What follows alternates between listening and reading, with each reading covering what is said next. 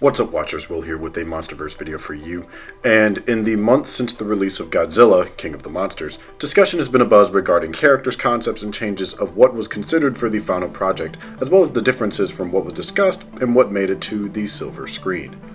In this video, we're going to talk about 3 characters that were close to making an appearance in the movie, but due to differing circumstances weren't able to make the final cut for some reason or another. Now, this isn't to say they didn't appear to any degree, but they didn't get as much appearance as maybe Mike Dougherty may have wanted them to.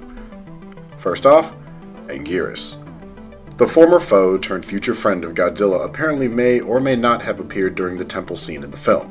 Now, as Dr. Serizawa is making his way through the underground lair to find the corpse of Godzilla, he passes a great variety of background that we never fully get too much of a thorough look at, including a rather large pile of bones that we only get a brief glimpse at as he triggers the explosion that decimates the remainder of Atlantis. Now, if you've been following director Mike Dougherty on Twitter as he answers various fan questions, he actually makes a comment about the bones.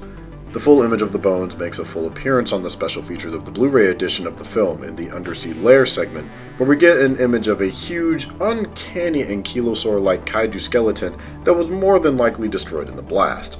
A fan asked Dougherty on Twitter, "Any monster references we may have missed? I saw it 3 times and the screen showing the monster locations moved by too fast."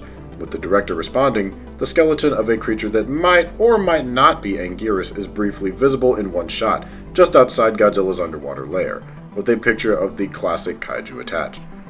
So, what happened and why did we only get an allusion to one of the many fan favorite kaiju? Well, when it comes down to the monster rights, Toho is very protective of their IPs down to how even their music can be remixed. That means for every monster that isn't from Legendary that is shown, a pretty penny has to be made to use the character for the Western adaptation. And this film already has to pay to use Godzilla, Mothra, King Ghidorah, Rodan, and several of Akira Ifukube's themes. The addition of another monster was probably just a budgetary constraint. Now, hypothetically, a pile of bones could really be any monster, including a legendary original kaiju. And concept art you can do just about anything with, which is why you can see Gigan and Gamera in the backgrounds of some of them. Next up, the Shobijin. The Shobijin, literally tiny beauties, are the twin priestesses of the Queen of Monsters, Mothra. Although their names have changed, they almost always accompany Mothra in her appearances on the big screen, usually acting as the link between the Queen and mankind. Now, going into the film, I was actually briefly under the impression that the film was setting up Madison to be one of the twins, but if you've seen the movie, you would know for a variety of reasons that that wasn't the case. But director Dougherty, in speaking with Comic Book Movie, describes his initial plans for a potential post-credits scene. The scene was to involve Zhang Ziyi's character Eileen Chen, the scientist and third-generation Monarch member, who would have made a revelation about her that falls in line with the picture shown briefly in the movie. The director states, "It's set in the aftermath of the film. She's in Tokyo and goes into some sort of restaurant or bar and goes down a set of stairs and ends up in what looks like an ancient temple that is eerily similar to the one we saw at the beginning of the film in China.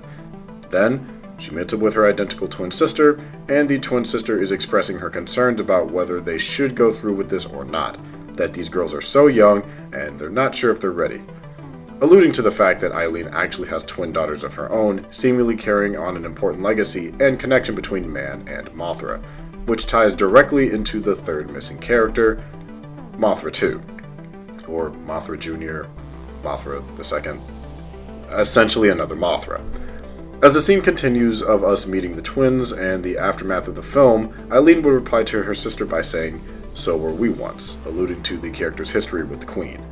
They would then emerge into this giant chamber where we reveal a second Mothra egg, and in front of that are 2 little girls, maybe 3 or 4 years old, also identical twins, and they're singing the Mothra song to the egg to get it to hatch, which would confirm to the audience that the fate we saw of Mothra was not the intended end for her, and very in line with the history of the character. Dougherty finishes by saying, "I was heartbroken that we didn't get to shoot that because it would have been confirmed that she was playing the Mothra twins, which is a deep cut reference from the original films." And honestly, I kind of feel the director on this one. I'm heartbroken too because who doesn't love Mothra? But we'll see if this character finds its way into Adam Wingard's sequel. We can only hope. Given the fact that Dougherty has been in light communication with the Death Note director and made a lookover on the Godzilla vs. Kong script, this is actually potentially very possible. So, let me know your thoughts down in the comments below. What character would you like to see in Godzilla vs. Kong?